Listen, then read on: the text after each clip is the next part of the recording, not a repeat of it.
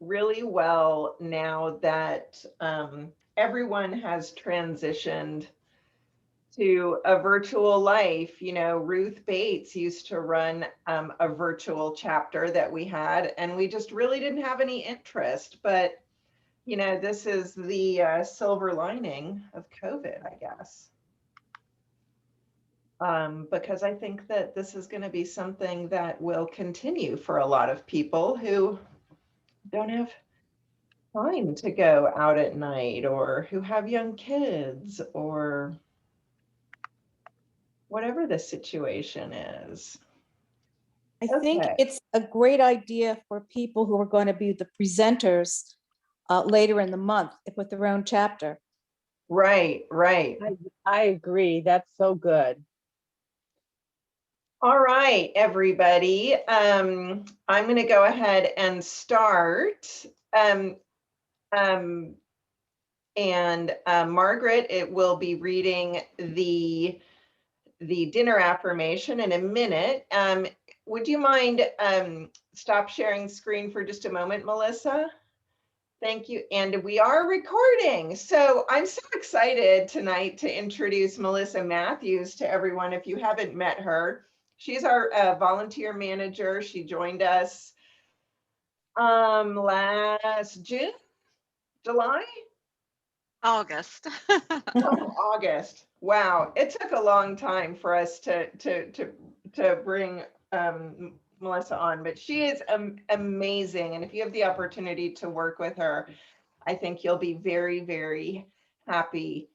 So she is going to be running the tech tonight and watching the chat and all of that for us. So thank you, Melissa. Thank you for having me. And welcome to Dining for Women's National Virtual Chapter Meeting. Is there anyone new here to Dining for Women besides our speakers? Oh, hi, Catherine. Welcome. Welcome.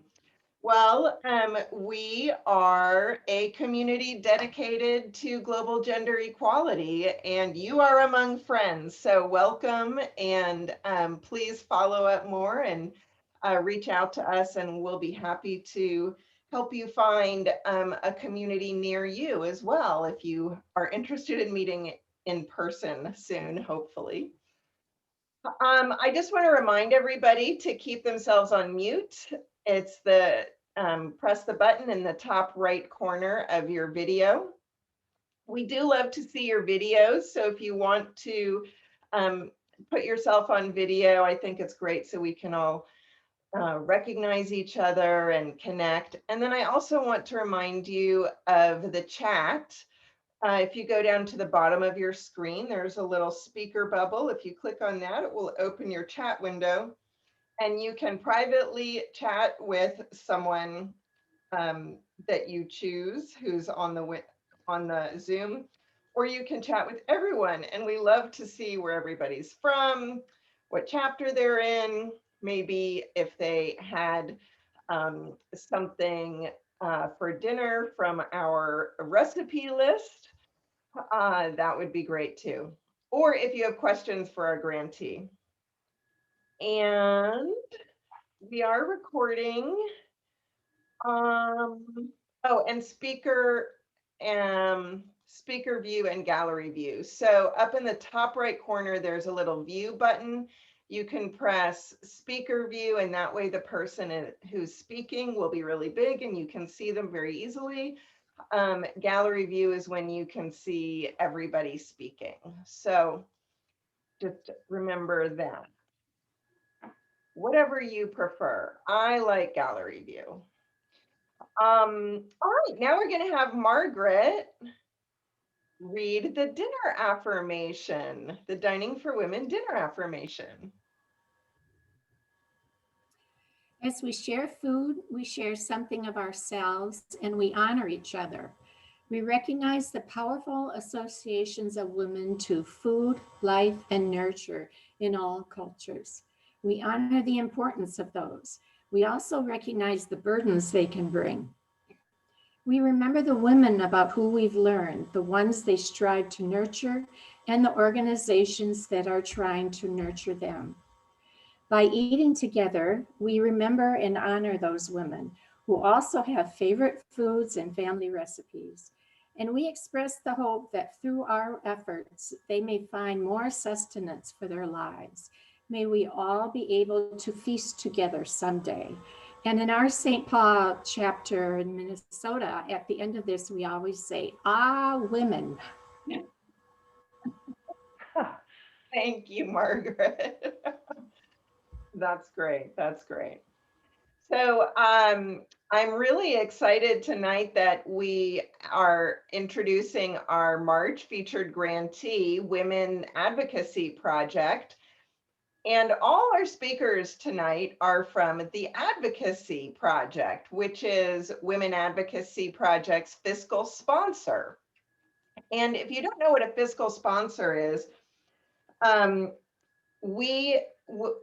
Dining for Women, we will give grants to organizations who maybe don't have a 501c3 in the United States, meaning they're not a registered nonprofit within the United States, if they have a fiscal sponsor and they have a very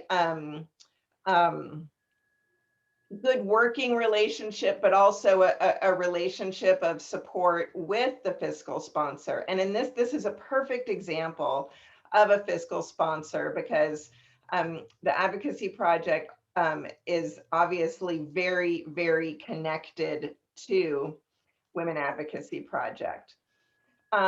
So tonight we have Ian Guest, who's the executive director of the Advocacy Project, if you can wave. We have Abby Hack, project manager for the Advocacy Project. Kara Adams, Zimbabwe Peace Fellow at the Advocacy Project. And Layla Kerbouche, the co-president of Girl Up. And what we're going to do first is show the Women Advocacy Project video, and then we will see and hear a presentation from Ian, Abby, and Kara, and maybe Layla too. And then we'll have questions and answers. So during the video, if you have any questions, feel free to put them in the chat and we will address them later on in tonight's program. So thank you very much. And Melissa, I'm going to mute myself, and Melissa is going to put the video up for all of us in just a moment.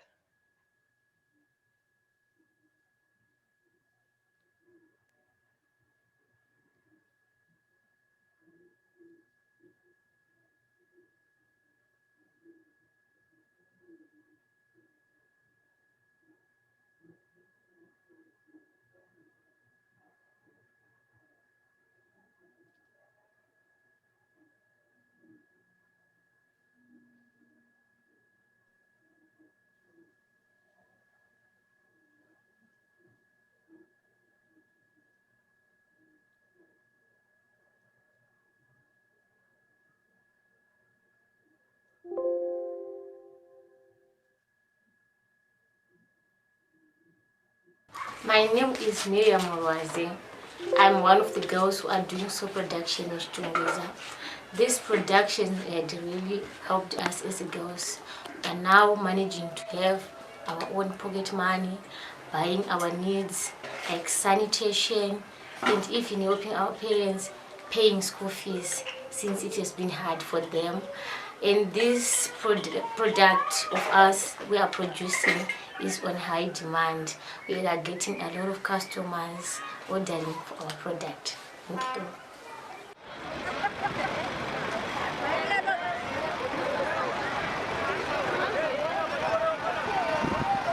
How are you? My name is Constance Mugari, the founder of Women Advocacy Project. Our organization is based in Harare. We are here to fight against child marriages through income generating projects and empowering the girls with skills and knowledge. Today, we are going to show you how we make soap here in Harare.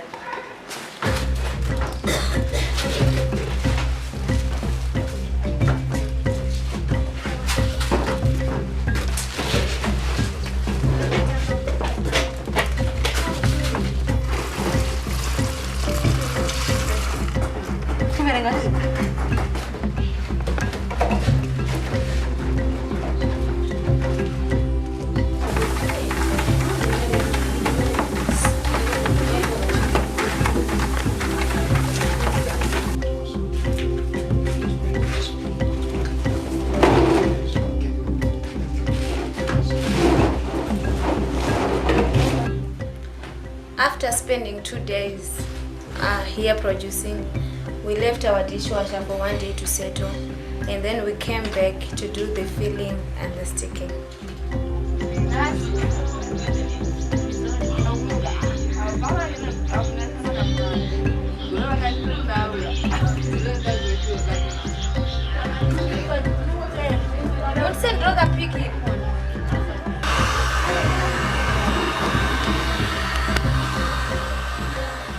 My name is Trish Makaniwa. I'm the ambassador from Epworth.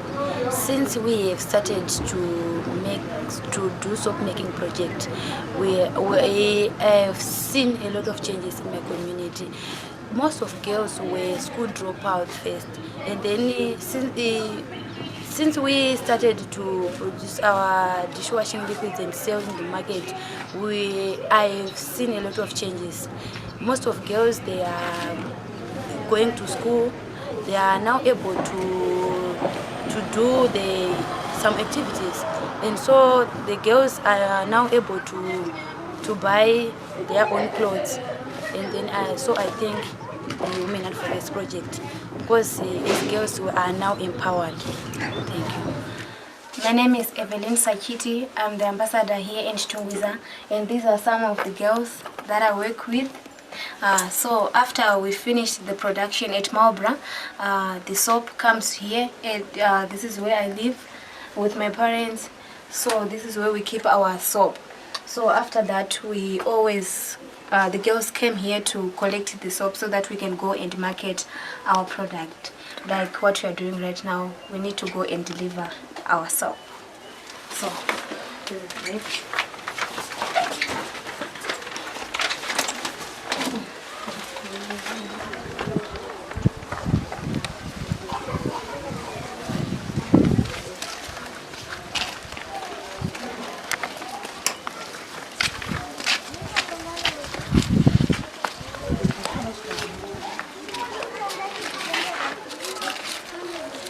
Now we are going to go and market our product in the tuck shop.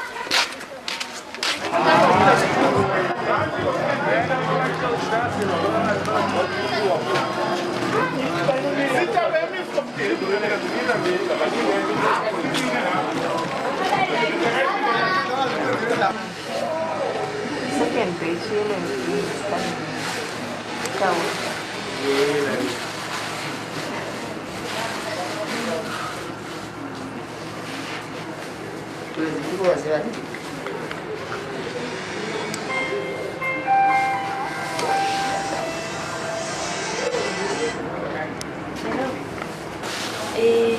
This is the shop owner, Mr. Michingami. And Mr. Michingami, this is our WAP director, and also Miss Constance and the service. So the shop owner, you can just say something about our product. Thank you for this time. I'd like to appreciate the product. It's very good, and I think it might be one of the best soaps, liquid soap that we have. Despite one or two challenges that we might face due to our environment, the people that we live, the price is 1 or 2 times. But I think the prices right now are so favorable. We anticipate great help. My name is Lisa. I'm a member of the WAP organization, Soap Making Club. Since I've joined the club, I've gained a lot. Like, I've managed to pay my fees and buy myself things like sanitary wear and clothes. I've really benefited a lot, and I am grateful for the directors and people who made me join this club. Thank you. Thank you so much, Dining for Women, for accepting to partner with us and empowering our girls. They are really happy. As you can see, they are really appreciating your support. We look forward to see you next year in March.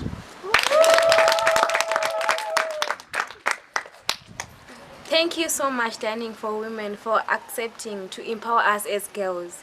We are very happy and we really appreciate your support. Thank you so much.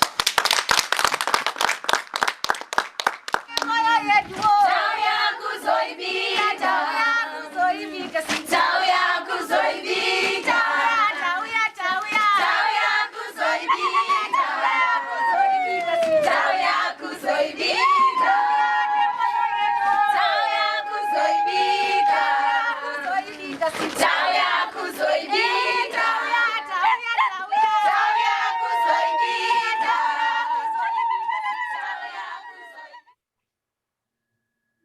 Thank you.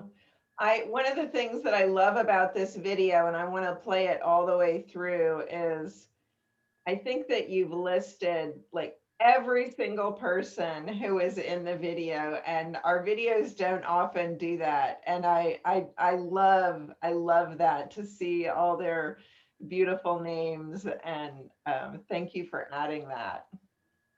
So now I'm going to turn it over to Ian, Abby, and Kara, and Layla. And if you would like to share your screen, just go ahead and share it, I guess, or let Melissa know. You're on mute too, Ian. Okay, well, thank you very much indeed for that introduction. I love that movie. It just makes me grin. Those guys are full of life and full of beans, as we would say in England. Well, look, we were talking this morning, our team, to Constance in Zimbabwe, and she sends her best wishes to you all and a heartfelt thanks for your help. She's a wonderful person, as you could tell from this video. And we were hoping very much that she would be the one who talked to you from Zimbabwe. But as we've explained, the time difference is pretty brutal.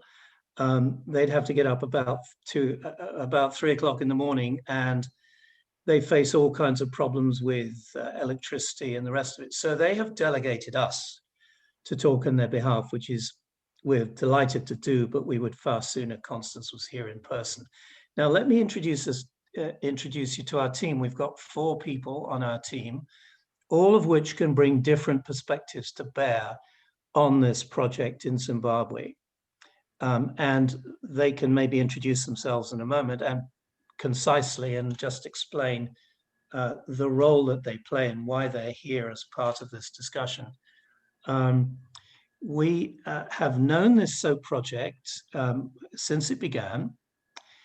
And as was pointed out earlier, I think by Beth Ellen or Melissa, our organization is called the Advocacy Project. We are based in Washington, and our job is to support community-based initiatives like Constance's program in Zimbabwe. The fact that they're called Women Advocacy Project is kind of a coincidence. Well, we don't know whether it is or not. Maybe it is, maybe it's not.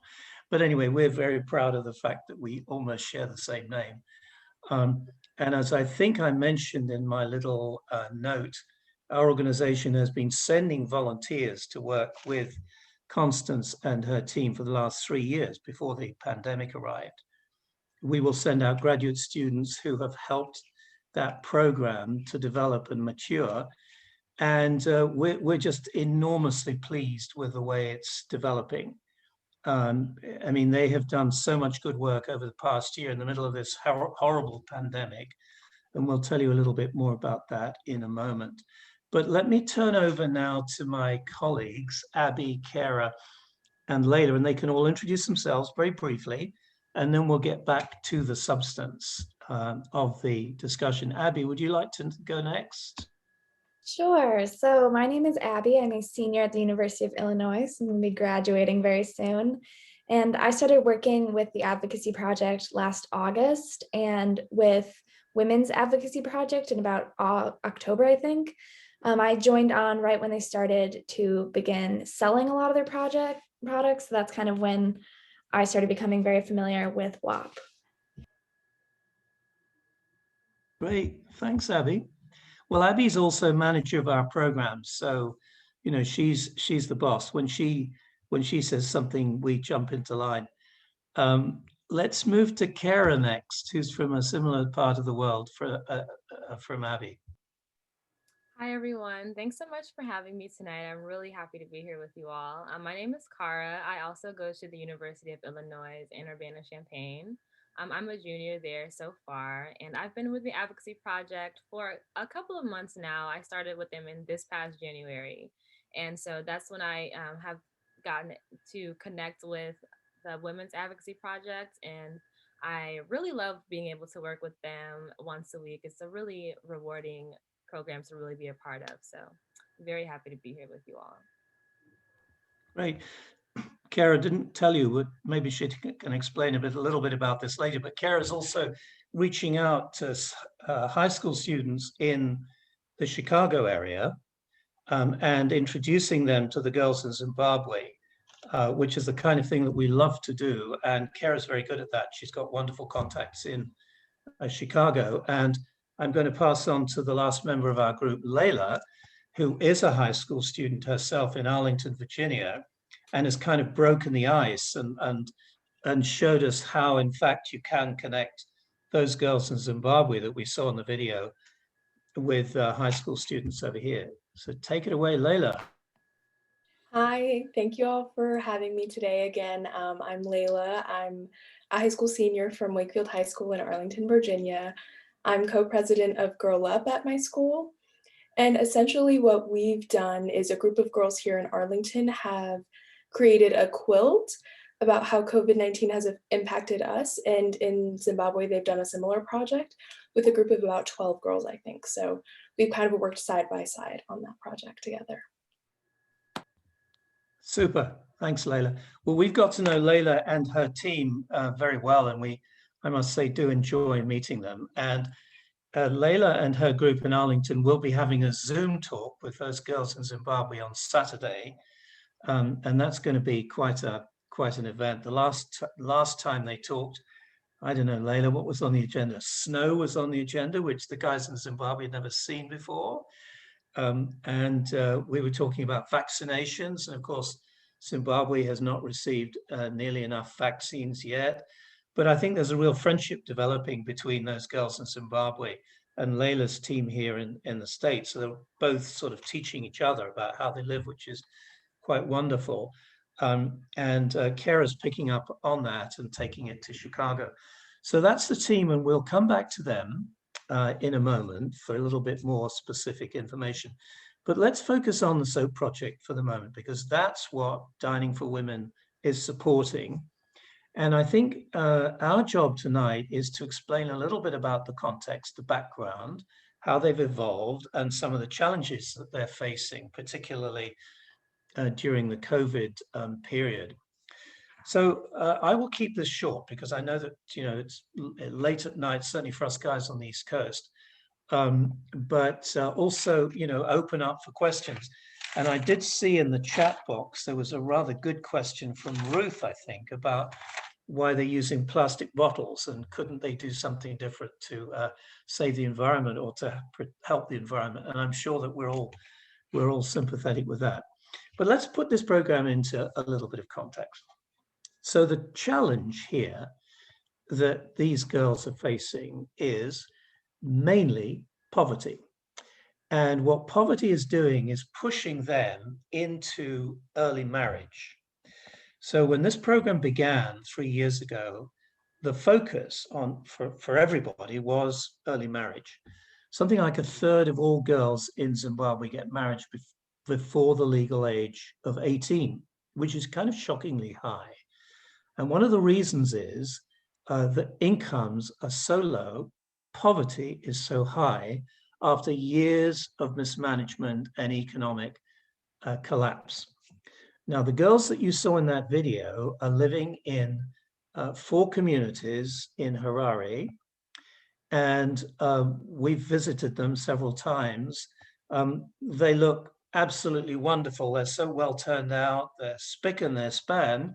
But the girl who is the lead in one of in that film, Evelyn, who has become quite a good friend of Layla's, her family earns $2.50 a day, and they managed to send 2 girls to school. We've made another video about their lives. It's kind of amazing. They have an outdoor toilet which collapses every now and then. They're living in extraordinary conditions. And one of the problems with this is that the parents become so desperate that they marry off their children to older men and richer families. So this is an enormous problem in Zimbabwe. And Women Advocacy Project, under our friend Constance, was really created to try and deal with this problem of child marriage.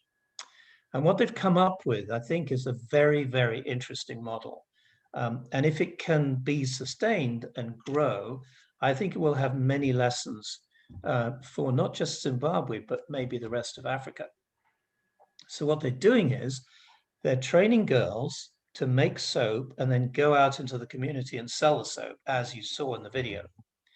The girls keep half of the money that they make, and the other half gets reinvested in the soap program. And this has gone surprisingly well. There are 4 groups of girls involved. Each of the groups is 40 girls. So that's a serious number of families if you think of 5 to 6 people per family. So this program is affecting well over 200, maybe closer to 300 people. Here's another great question. Are the girls remaining in school at this time? Well, of course, this is a great question. They're not. I mean, our estimate is that maybe 1/3 of the girls in the 4 different communities are able to go to school. One of the goals is to earn enough money from soap so that the girls who are not in school can actually start going back to school. And we're seeing that happen. I mean, again, you have to remember that the figures in Zimbabwe are very low. I mean, obviously compared to the United States. But the whole idea behind this program is to help these girls develop a skill, to work together, to figure out how to organize. They elect their own president, they elect their own treasurer. I mean, it really is, I think, a very powerful model. They then make the soap, they sell the soap, and every time they sell the soap, as you saw, they have to go out into a little team, out into the jungle of Harare, and they brave all of this stuff, this sort of traffic and the pollution and all that, and they get in there and they sell the soap, and they are doing remarkably well. Now, Kara, Layla, and Abby, we were talking to Constance this morning, weren't we? Abby, can you remember what she told us about their sales and some of the problems that they faced in getting going during the pandemic?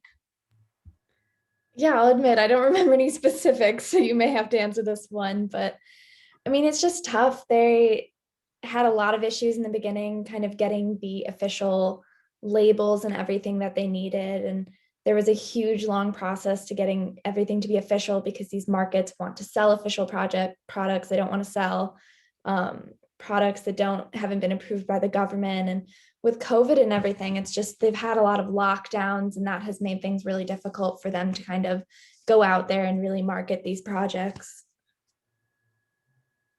Right. No, absolutely.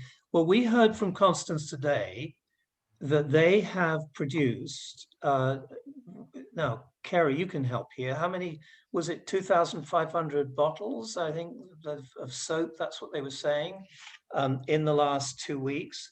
I mean, they've set themselves a target of producing 16,000 bottles of soap this year, which will bring in about $7,000 or $8,000, which is a considerable amount of money. And they were off to a very slow start because, as Abby says, there's a curfew, there's a lockdown. If people go out after the curfew, which is 4 o'clock in the evening, they risk getting arrested, which has happened to Constance and her husband.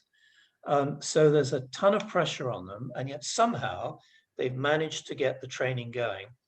And they are moving into 2 new areas, and this is where Dining for Women comes back into the picture.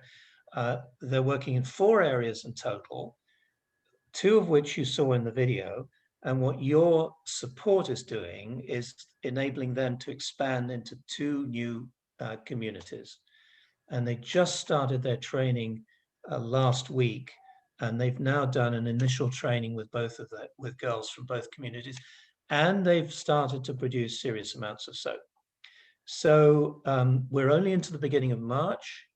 The big question from an economic and marketing point of view is whether they'll be able to meet their target. But we are delighted that 40 new girls and their families are being brought into this program thanks to Dining for Women. Now, let's move to some specifics. We've got tons of questions, so we can't spend much time on this, but I do want, if I could, to share my screen for a moment and introduce you to Layla and her team. and help to illustrate what we've been talking about through embroidery. So I'm going to press my screen. The host has disabled passes. Let's see if this works. Melissa, I think you have to give me permission, do you not?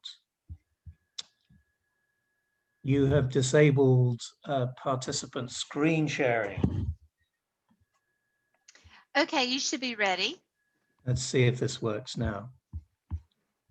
Share screen, all right. I mean, I don't have any sound, but let's see what we've got here. Okay, now I am going to just find my way around this, if I can. Move this down here a little bit. Let's just first of all go back to that problem of child marriage and poverty. And let's see how the girls in Zimbabwe illustrate this. Now, we have a program at our organization which is called Advocacy Quilting. And this involves girls and women in particular telling their story through embroidery. Now, if we have any quilters at this meeting, you will know that quilting can be a very powerful medium for storytelling. And so what I'm bringing up now is a project that we supported a couple of years ago, when the girls who were in the program that you've just seen in that movie told their stories through embroidery. The embroidery was then collected and put into a quilt, which they and we use for purposes of advocacy. Now, here's one of the participants called Beauty, who has described a practice in the Shona culture, which contributes terribly to the problem of early marriage. What happens is that if one family damages another family, say there's a murder, then the family which has been damaged can claim a girl from the aggressor family, if you like, regardless of her age. And this story describes the tragedy of Rumbitsai, who's a teenager who was given in marriage to a 60-year-old man after her father killed a boy from the man's family. Terrible story. Now, on this page of our website, you can see other examples. This is a very interesting one here. These are prostitutes who wait for girls coming out of school, and they then sell drugs to them. They then get sucked into early marriage. So all of these stories were told by those girls who we saw in the movie. And that then led to a second project, which we've talked a little bit about. We won't go into too much detail on this, which is to tell the story of COVID through embroidery. And this is where we're going to bring Layla into this in a moment. So what we've had is we've got the girls in Zimbabwe describing their experience of COVID through embroidery. And we have Layla's team describing their experience. So for example, here is Bybit, who's describing the lockdown in Zimbabwe, where the police go out and they arrest people who aren't wearing a mask, and they fine them the equivalent of 1 month's salary, or sometimes more. So all of these girls in Zimbabwe have focused on the lockdown and the pressure, the abuse that's come from this very tough lockdown. Now, I'm just going to briefly bring up Layla's quilt, which her team has made in Arlington, Virginia, and she can tell you what they were doing and how they approached this, and then the connection with Zimbabwe. And we will get around to questions quite soon. So Layla, over to you. Sure, thank you, Ian. So I think that a lot of the girls from Arlington took a bit of a more symbolic approach to how they embroidered their squares. So for example, the one that you see on our screen, it was done by Kate, Kate Landman. She essentially, the title of hers is Paranoia. essentially that anytime that she's in any public space, and for example, this is the grocery store, that all she sees is COVID. All that she can think of is that any of these people around her has COVID, and it just has made her feel very isolated.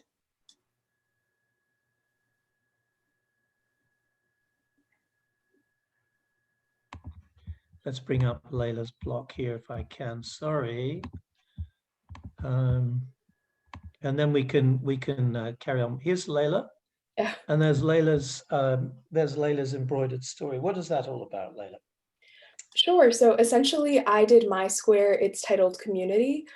Essentially, it's about the feeling, especially at the beginning of the pandemic, right when it hit, that everyone in Arlington really worked together to make sure that the people who were hit deeply by this pandemic, who lost their jobs, who had young children and couldn't really focus on their work, that they were essentially taken care of. And we wanted to make sure that they had food or books or anything else that they needed during this time of isolation and lockdown that we were in. Great. Thanks, Layla. So we're just giving you a little bit of context there. I mean, I think the importance of this is that this project is not just about making soap in some far-off country in Africa. This is about connecting those girls to students like Kara, Abby, and Layla, who are very smart, very on the ball, very keen to learn about the rest of the world. And they're building some connections and friendships there, which I think are going to go a long way. Layla's already been on television for her, for her teamwork. So congrats to her. But so what we want to try and do tonight is, while doing justice to Constance's work in Zimbabwe and the importance of that issue and making that connection between soap and child marriage and poverty, we also want to give you a sort of integrated overview of what we think is a very, very interesting program. And if Constance was here talking to you herself, I know that she would want to stress that. Now, we've got a ton of questions in the chat. Melissa, you're the compere, the Maître D, or whatever we call you tonight. Would you like to lead the conversation, take it from here, and maybe we can answer a few questions? They do seem to be very smart, on the ball, and they need some answers. Certainly, and thank you so much for showing those things. So the next question that we had was from Nancy, and it's, why are so few of the girls wearing masks in the videos? We also see that a lot of them have the mask, but they're not actually wearing them. Yes, great question.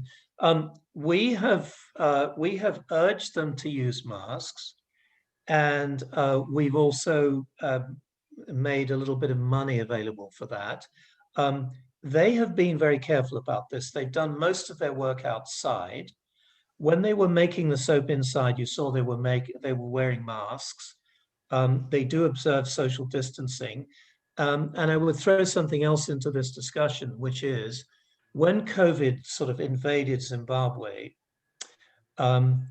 they began to make masks, and the girls would then put the masks and the soap and cooking oil into a kind of care package and take it out and deliver it to poor families. I mean, they're very, very sensitive to the challenges, and they do observe the government regulations. They follow them to the letter of the law. So I think I would say that they've done pretty well. I mean, the conditions in which they live, let's remember this, are really, really difficult. I mean, Evelyn is living in a house, tiny house about the size of this room where I am, and there are 6 people living in that house, and she sleeps in the kitchen with her sister. So I mean, the pressure on them is enormous. I think actually that they're probably a lot more responsible than many people in this country, but that's a great question, and they're aware of it. Great, thank you. How do the girls come about to come into this program? Leslie is asking, are they selected, or how do you choose? Like, we have 14 new girls, you said. How are they chosen? Yes, good question, Leslie. Well, I don't want to do all the talking on this, but I do know the program a little bit better than Abby, Kara, and Layla. So Abby, Kara, and Layla, please jump in if you want to add something. So they come from first of all, it starts with the communities, and the communities are called Chitungwiza, Epworth, Waterfalls, and Mbari. And these are 4 urban communities which are extremely poor. And so the first focus is on them. Constance recruits what she calls girl ambassadors. Now, you saw Evelyn and Trish in that movie. 2 new ambassadors are going to come in representing the 2 new communities. And then it's up to the ambassadors to hold weekly meetings with girls. Everyone's invited. If a girl wants to join the club, then she's certainly open to do that. In terms of soap making, there is a limit on resources and the management capacity, and that's the only restriction. So what I would say is, if this goes really well this year, and we're working, or they're working, and they're embedded in those 4 very, very needy communities, I'm sure it will expand. And kind of going off of that, when the program with WAP first started, a lot of the people that they were working with were girls who were child mothers or they were in child marriage. And that's kind of shifted over time to now, instead of kind of providing this supportive space for women who were in child marriages, it's shifted a lot to trying to get those girls who could fall into child marriage. And I think it's shown kind of the success of the program that now there aren't as many people aren't as many girls that they can go to who are in child marriages. And now it's kind of shifted to almost a preventative sort of organization. Yes, I mean, I think, in the 3 years that they've been doing this, we haven't had one example of a girl who's got married, not one, which is kind of amazing when you consider the 1/3 of all the girls in Zimbabwe get married early. So I think it's working. And of course, with the training, they're all training together. They're all making soap together. They're all sort of making a mess together, all of which is great. They're going out and selling their stuff together. So it's creating real cohesion and teamwork. And I think that that's putting some subtle pressure on all of them to stay in line. And if they have any temptation, if there's any pressure on them to get married, then they go to Constance and she helps them out and talks to the parents. Great, thank you. Do most of the families support the program? Natalie and Linda both are asking. Is there any Yes. resistance? They do. When we visited in 2019, there were 5 or 6 mothers and babies and aunties and what have you, who were hanging around the training, making sure that their girls were wearing their gloves and generally behaving. And they were very complimentary about the whole thing, and they were absolutely delighted to see their girls sort of gainfully employed. And how old are these girls and how long do they stay in the program? They range from they're between 16, 17 and 19. I mean, the program's only been going for a couple of years, 2 or 3 years. So, it's a little bit early to see how the girls are where they're going to go after they graduate. But several of them, as we said, have gone back to school and they stay in the program. So they attend trainings on Saturday, they make the soap, and then they go out and they sell the soap when they can. And then there are holidays. And of course, like everywhere else in the world, this has been disrupted by the pandemic. Okay. And what do they do after the program? How do they exit the program? And then is there opportunities for them after the program? We have not got that far. They're all in it at the moment. And, the program is expanding and taking in more people. And that's obviously what we want. And Abby and Kara, you were in the discussion with Constance today. I mean, she was saying that the girls in these 2 new communities, which are funded directly, supported by Dining for Women, that they've come into this and they've learned how to make soap almost immediately, and they're selling that soap. Kara, what were you picking up from that discussion today? Oh, the girls in the 2 new communities definitely, I think, learned very quickly how to make and produce the soap. I mean, I think today she was saying just this past week, the girls in the 2 new communities were able to produce 240 bottles already. So I think considering, they did get a late start in the production, but I do think they'll be able to really make up for that time that they lost in the beginning, because it seems like they're learning really fast. So that's really exciting, since, you know, these are all new girls who haven't done this before. Yes, indeed. Layla, let Melissa come back to a question in a moment. I just want to make sure that that the team is all involved in this. Layla, when you're talking to Evelyn in Zimbabwe or to Trish in Zimbabwe, how do you view them? I mean, you know, if you just think about their income, you'd feel sorry for them. But I don't think that's how you feel when you're talking to them, is it? No, of course not. I think when we have our discussions, we of course see each other as equals, and just we're in a very similar age range where it's just kind of like talking to someone who goes to your school, and you can relate to them because you've experienced similar things, while you also understand that they have experienced very different things than I would in Arlington. I think it's still just that mutual understanding of being a girl and being a teenage girl.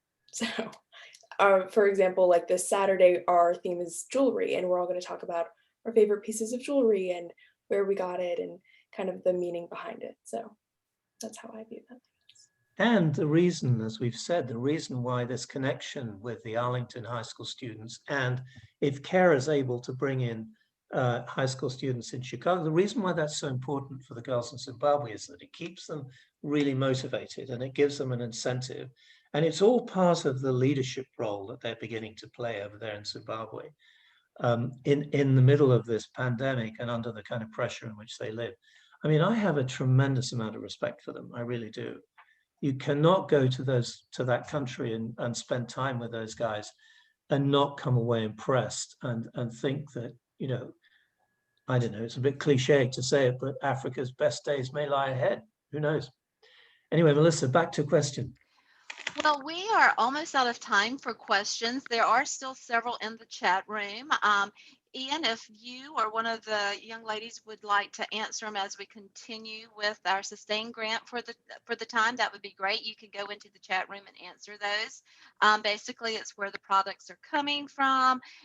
You know, what will happen? Are they being taught about the budgeting and things like that? So, and what's the ultimate goal for the girls? So if you'll go back to about 8:44, you'll see the questions there, and you can continue to answer those.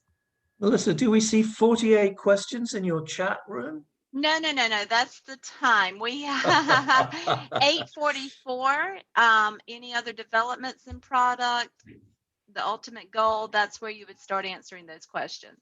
Right. So Layla, Kara, and Abby, can you see those questions in the chat room as well?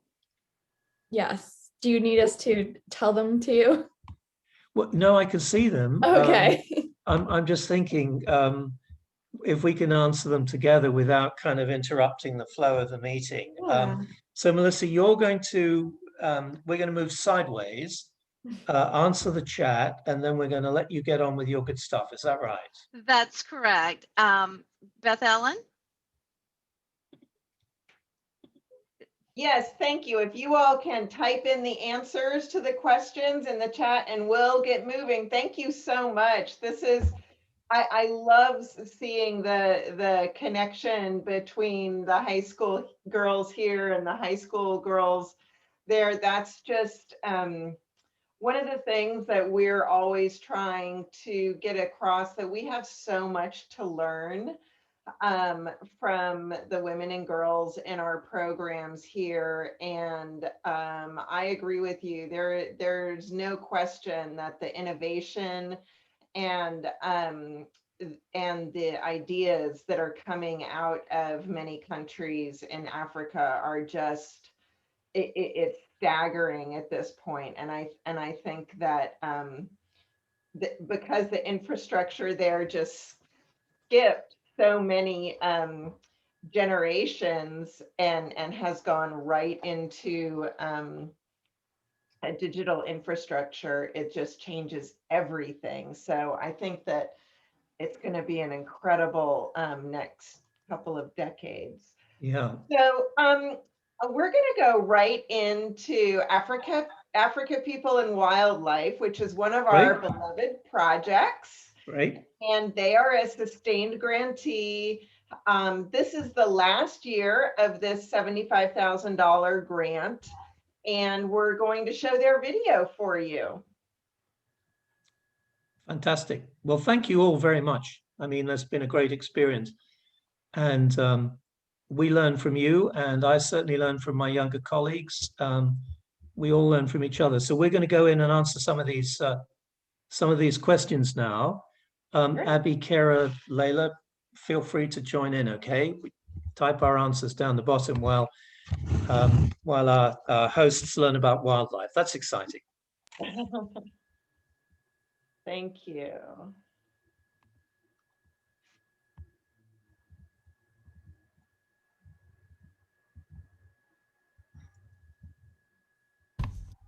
Hello, my name is Dr. Layli Lichtenfeld, and I'm the CEO of African People and Wildlife. In 2016, we were very pleased to become a featured grantee of Dining for Women. Support from Dining for Women helped us to launch our successful Women's Beekeeping Initiative. The empowerment of women and girls is an important part of APW's community-driven approach to conservation. In the Maasai communities where we work, women and girls face a lot of challenges from the predominantly patriarchal structure of the Maasai community. Our Women's Beekeeping Initiative is currently working with 75 women's groups across northern Tanzania. By helping the women to purchase hives, maintain, and harvest their honey, we provide increased access to economic benefits while also ensuring good habitat protection. Anywhere the women hang their hives in the wild bush, people are not allowed to cut the tree that the hives are hanging in, and they're not allowed to cultivate the land in order to propagate the wild flowers. This is a very strong link between economic empowerment of women and environmental protection. And we see, as women and girls are empowered, improved management of natural resources, more girls going to school, better health care going to the families as a result of the women. Now, with a fantastic sustaining grant from Dining for Women, we will be able to expand the Women's Beekeeping Initiative, launch a new Women in Conservation internship for Tanzanian professionals, and also support women involved in our Living Walls program. Living Walls are environmentally friendly, predator-proof corrals that keep livestock safe from lions and lions out of the way of Maasai spears. One woman whose life has changed due to the support of Dining for Women is Helena Mbarnoti. Here is her story. Mimi naitwa Helena Barnoti, naishi kijiji cha Loibosiret. Ni mmoja wa vikundi vya kina mama wanaonufaika kwa ufugaji wa nyuki, waliowezeshwa na Africa People and Wildlife. Sababu tulipata elimu ya ujasiriamali, tukaanzisha mradi wa mizinga, tukapata elimu ya sisi wenyewe kupandisha mizinga na kupakua sisi wenyewe na kuhifadhi mali na kutafutia soko. Na ni mradi mzuri ambao tulifurahia sana, kwa sababu inatusaidia katika familia yetu, inatusaidia kuwasomesha watoto kwenda shuleni, na pia wakina mama wengi wamepata elimu. Baada ya mimi kupata elimu, nikuja kuwawezesha kina mama wenzangu nao wakapata elimu. Kwa hivyo sasa hivi tuko vikundi vingi na mradi wetu tumefurahia, kwa sababu ni mradi mzuri ambao unahifadhi mazingira. Na pia mazingira yetu ambayo yalikuwa yameharibika, kwa sasa hivi baada ya kupata huu mradi unaohifadhi mazingira, sasa hivi mazingira yetu yameshakuwa mazuri. Tumepata elimu ya kuwezesha wamama wenzangu kupata elimu hiyo, na mpaka sasa tunaendelea na elimu hiyo na inatusaidia. Kwa hiyo tunafurahi sana kwa kumiliki biashara yetu ya ufugaji wa nyuki, na pia mimi nashukuru sana kwa Africa People and Wildlife kwa kutuwezesha mpaka tumefikia sasa hivi tulipo. On behalf of the entire African People and Wildlife team, I'd like to thank Dining for Women and its membership for its continued support. We look forward to working together over the next few years. Thank you so much.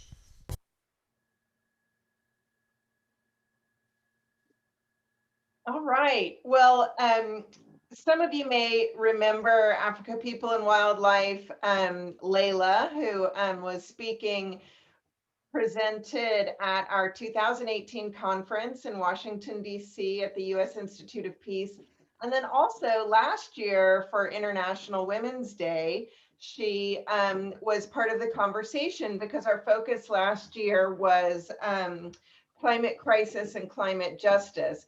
And this is a perfect kind of representation of an organization that is responding to the climate crisis. And we have many of our grantees that focus on that. And as a beekeeper myself, I particularly love this project. So we just have a couple minutes left and we like to end right on time. I just want to remind you all to please register if you haven't already for our International Women's Day event on Saturday. We know that International Women's Day is technically on Monday, but we want to get everybody ready because we're going to ask you to do some stuff on Monday. And so we will also be sharing our new name and logo on Monday, on Saturday. So please join us for that. I think Melissa is probably put a link to that up on the screen. And there are a couple other things I want to remind you about. We also have a virtual advocacy chapter. It's a Dining for Women chapter that is focused solely on advocating for international affairs budget focused on women right now, particularly on COVID relief, because as we know, this is a problem that if it's affecting someone in Zimbabwe, it's affecting us here as well. So that's something that we really want to get in US government funds towards. And we also have the,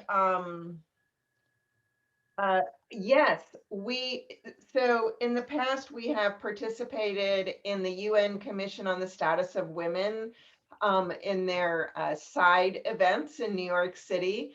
Last year was canceled. And this year it's online, which is really exciting because that means that everybody across the country and the world can participate. And we are once again doing a presentation on Wednesday the 17th at 7 p.m. Eastern.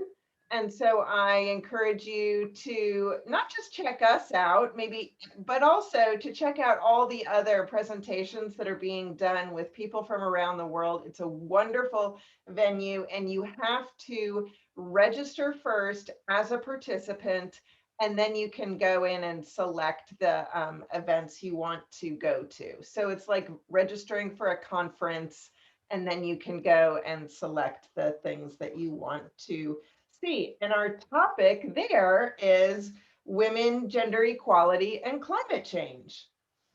Our next virtual chapter meeting is April 8th, and it's with Nura Health. And May 10th is our next book club, and this is very cool. You may know Julia Alvarez, the author who wrote How the Garcia Girls Lost Their Accents. Well, she also wrote a wonderful book about the Dominican Republic called In the Time of Butterflies. If you haven't read it, it's wonderful. And Julia Alvarez herself will be leading our book group discussion. So I think that is just a very cool opportunity. So please put that on your calendar. And that's all I have. I kept you 2 minutes late, but thank you so much, Ian, Kara, Abby, Layla. Thank you so much for joining us tonight and sharing with us about Women's Advocacy Project. And I will see you on Saturday for our big name change. Thank you, everyone. If you're interested in participating with the Quilt Project, it's in there as well in the chat room. Thank you, Ian. Thank you, ladies. Thank you. Thanks so much. Bye. Thanks so much, everyone. Bye. Thank you. Looking at all these great questions. Holy moly. Keeping us Were you busy able to here, Melissa. respond? Were you able to respond to most of them, Ian? Well, we're doing our best. You'll keep a recording, right, of this? Absolutely. Well, if you know, I'm not sure how many we're going to be able to reply to, but we'd be delighted to kind of continue to look at them. I mean, these are all important questions. I'm not Well, sure how you we could do can- that technically. You can actually go to if you go to the chat and you see the little ellipses button, you can save the chat yourself. Oh, that's good. How do I do that, Beth Ellen? Which is Abby? Do you know how to do that? Is Abby still with us? It'll be just right in the chat. If you have the chat pulled up, it'll be right next to the little tab where you go to send your message. Then you just click on the ellipses and then it should say save chat and it'll save to your files. Oh, I get you. Yes, good. And Excellent. honestly, Ian, you have answered most of them. Abby did a great job answering a lot of them very quickly. The only thing I think was, do you teach the girls about the spending and saving and budgeting, and where does the materials come from? I do believe that's the only two that she did not get to answer. Oh, right. Okay. Well, if I can find where to put the answer, Melissa. You know, it's a great question. I mean, the girls know what money's all about. I mean, $1 in that kind of a place is a huge amount of money. And it goes back to their parents, and they keep meticulous accounts. It's the widow's mite theory is what we call it. If you give a farthing to a poor family, they will really make very good use of it. And I think the girls kind of have this sense of fiscal discipline, for want of a better term, from the very beginning. But earning money, making money, keeping money, spending money, sharing money is very, very, very important. And they all take it very seriously, and they're learning all the time. You know, they go out as a team, they sell 5 bottles of soap. The leader takes the profits. The other girl watches that. The other girls watch that. They go back together, they share it out. So I think that's all happening kind of organically. The materials, most of the materials come from are local, obviously. Anything that's imported into Zimbabwe is just horribly, horribly expensive. You know, they produce everything really, the bottles, the labels, all of the materials are paid for by your grant. And of course, the longer term goal for this is for them to become self-sufficient, to make enough money through sales so that they can cover that and they can become an independent and self-sufficient and self-sustaining economic business. Well, and I do believe that's the answer to all of the questions. There were a lot of other comments, but not questions. And so I think all of the questions were answered. So thank you very much. We did have a question from Marianne Schiller, I think, who's a retired teacher, who wanted to know if we'd like to meet a group of high school students who might be interested in the quilting. And I thought that sounded very interesting. I couldn't see. She's still here. Oh, here we go. maschiller@comcast.net. Right. All right, I'm going to copy that address. I think And she maybe must get, have, yeah, there you go. Okay. maybe get back to her directly about that. All right. Okay, thank you so much. Thank you so much. It's great to see you. Great to see you, Diane, too, and Marianne. And oh my gosh. Good luck to our students continuing your education. Yes. Yeah. Oh my goodness, don't we have a good team? They really are amazing, aren't they? Oh, that was really cool. Beth Ellen, thank you so much. And Melissa, great job comparing. And good luck with future meetings. And thank you again for your generosity. I mean, tell you, Dining for Women is a very special network, and we are really proud and pleased to have been able to meet you all tonight. So thank you. Well, join us on Saturday to see our new name. Oh, yes. I tried to get it out of Melissa earlier, but she wasn't spilling the beans. Like, what? Y'all have a good evening. Thank you. Good night. Good night. Good night.